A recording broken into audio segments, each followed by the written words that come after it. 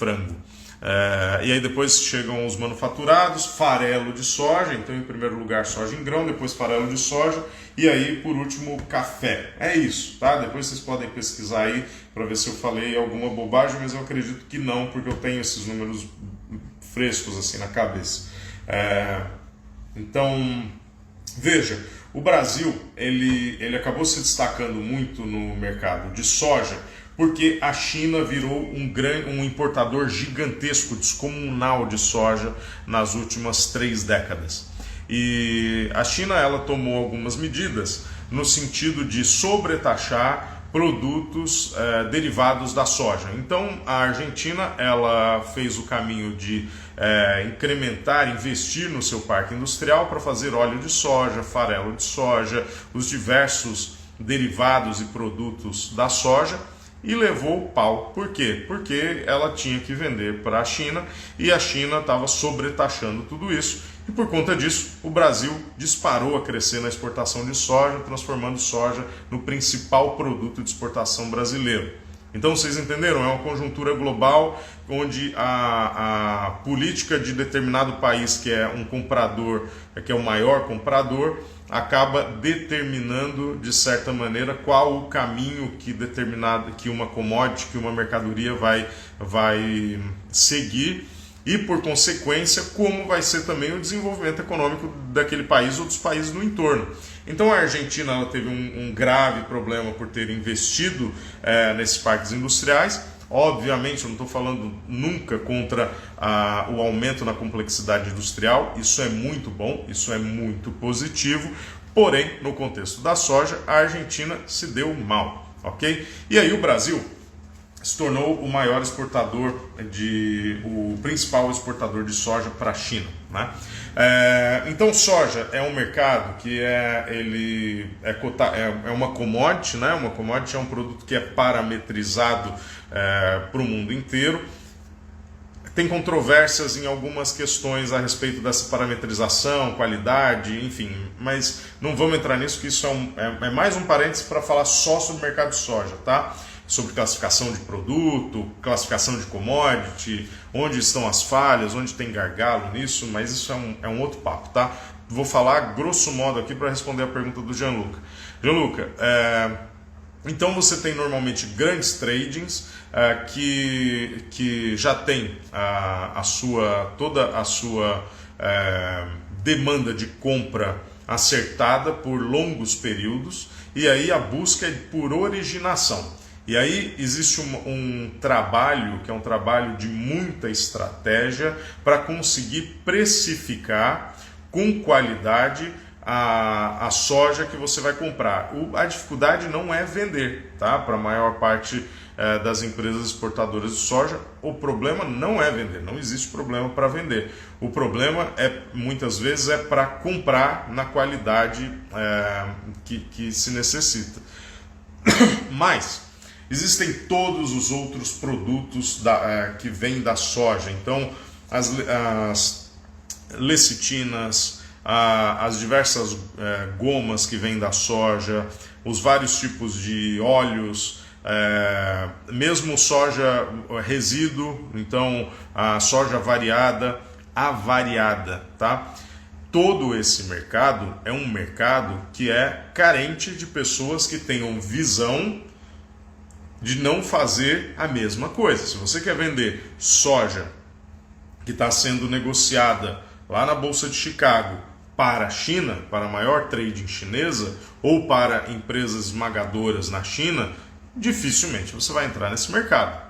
Dificilmente, independente da quantidade de dinheiro que você tiver, porque não é só uma questão de dinheiro, tá? É uma questão de estratégia e de tradição no mercado e de capacidade, né? Então não é à toa que grandes tradings, então eu falei que a minha trading hoje ela é asset light, mas antes ela não era. A empresa que eu tive antes, que foi vendida para um grupo japonês, não era asset light, ela trabalhava com infraestrutura pesada. Então por que você vai trabalhar com uma infraestrutura pesada, ter um monte de funcionário, encargo trabalhista, ter silo,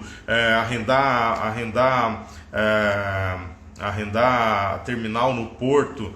Para que fazer tudo isso, se não for porque é algo necessário e quase que obrigatório para determinadas commodities. Então, dificilmente você consegue entrar nesse mercado, até porque tem muitas nuances. A gente pode falar um pouco dessas questões de armazenagem. Mais para frente dá para a gente falar isso, porque tem muita estratégia para conseguir comprar mercadoria, conseguir ter diferencial e conseguir ter mercadoria no momento que os outros não têm. Isso muito baseado em estratégias de como você pode armazenar isso, né? Armazenar esses produtos. Então, o que eu te diria, Gianluca, é que para entrar no mercado da soja, vale a pena você olhar todos os produtos que são industrializados a partir da soja, que são processados e que ganham valor e que têm valor agregado, ou então, ainda melhor, talvez trabalhar com aquilo que é resíduo. Então, soja variada, talvez, e por aí vai. Tem bastante coisa dentro dessa área para trabalhar e muito mercado, tá? Para fazer mais do mesmo já tem um monte de gente, mas para fazer coisas novas faltam pessoas. Vamos lá, deixa eu responder. Agora está pipocando muita pergunta aqui, tá?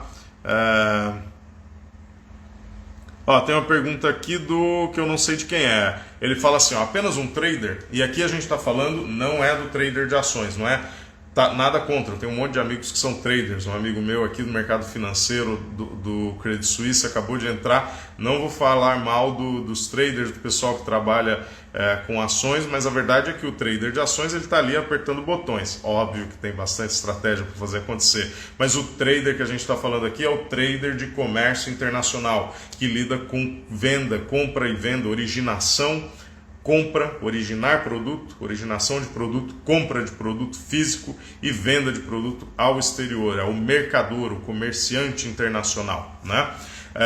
Então é desse trader que a gente está falando, trader de comércio internacional. Então a pergunta é, apenas um trader consegue se dar bem nesse mercado ou uma profissão distinta também? Então, trader não é o agente de comércio exterior, o agente, aquele que recebe comissão, ou o trader, aquele que é um funcionário, ou que também recebe uma comissão, ou que cria a sua própria empresa e ganha uma porcentagem nisso. Então, ou deixando o robô fazer, exatamente. Ele não existe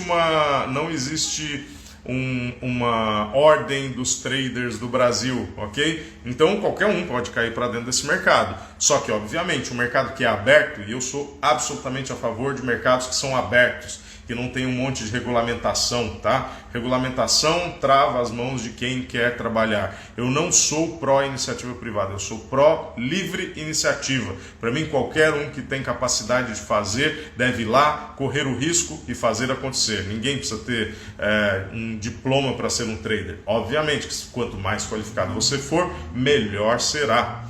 Melhor será se você colocar isso em prática. Caso contrário, você será mais um teórico apenas. Pois bem, então, respondendo a sua pergunta, não necessariamente você precisa ser um trader para atuar na área de comércio internacional. Você pode ser, por exemplo, um despachante aduaneiro que também faz alguma intermediação de negócio. Mas no momento que você for um despachante aduaneiro e estiver fazendo uma intermediação de negócio, você está fazendo um papel de um trader, ok? O trader é só uma palavra para dizer vendedor, tá? Vendedor internacional, trader, ok? Então, tem várias profissões que podem atuar comercialmente no comércio exterior, ok? E todo mundo pode estar bem, né? Só depende de consistência, persistência e qualidade. Porque, vamos lá, o Pablo Prado. Por que não vemos jovens nesse mercado de Comex? O professor Geraldo Leal. Eu citei aqui o professor Geraldo Leal. O professor Geraldo aí, eu citei ele aí umas 2, 3 vezes. Ele falou aqui, objetivo direto, simples, transparente e à disposição do cliente. Você sempre foi assim. O professor, meu professor lá do ano de 2001. É isso aí, professor. O professor Geraldo foi presidente de grandes construtoras no Brasil, levou construtoras brasileiras para Nova York, já fez muita coisa. Vamos lá, o Pablo está perguntando assim, por que não vemos jovens nesse mercado de comércio exterior? Pablo, tem jovens sim. Quer dizer, depende do que você está dizendo como jovem. Você está falando assim, um rapaz de 17 anos, 18 anos. É mais difícil de ver porque eu acho que existe uma certa... existem algumas habilidades que vão sendo incorporadas ao longo da vida. Então, você pode ser um jovem de 18, 19, 20 anos, estou falando aí nessa faixa de idade, né? Você está falando de jovens, mas para mim até, sei lá, 25, 26, 27 anos é jovem, tá? E aí tem muita gente atuando em comércio exterior. A gente está falando de comércio exterior na área comercial, tá? Porque o comércio exterior é um mundo gigantesco, né? A gente não vê jovens, tão jovens, 18, 19, 20 anos, atuando na área comercial, em operações de comércio internacional, porque você precisa de algumas habilidades que você vai adquirindo ao longo da vida. Então, talvez rede de contatos, criar uma carteira de clientes, ou conseguir, né, uma vaga em uma trading, ou em uma empresa exportadora, ou em uma empresa importadora. Isso depende de um track record, de um certo histórico, né? Então essa é uma das coisas que um contratante, é uma das coisas que normalmente a pessoa vai olhar, vai falar, tá, onde essa pessoa trabalhou, o que ela fez, e aí isso dificulta para quem é jovem, mas não que impossibilite. Quem estava aqui um pouco antes, e daqui a pouco eu vou deixar a live aqui disponibilizada, viu como que eu iniciei. Então eu comecei de uma maneira assim, um pouco que na sorte, vamos dizer assim, sem nada muito planejado. E eu comecei jovem, aos 21 anos. Comecei com pequenas representações, fazendo pequenas exportações, ganhando ali uma comissãozinha, e depois foi crescendo e avolumando. Então, nada impede a livre iniciativa e que as pessoas entrem nesse mercado e comecem as suas operações por conta própria, representando, por exemplo, indústrias brasileiras. Está cheio de indústria brasileira. A gente tem alguns amigos aqui que são de indústria, que estão aqui.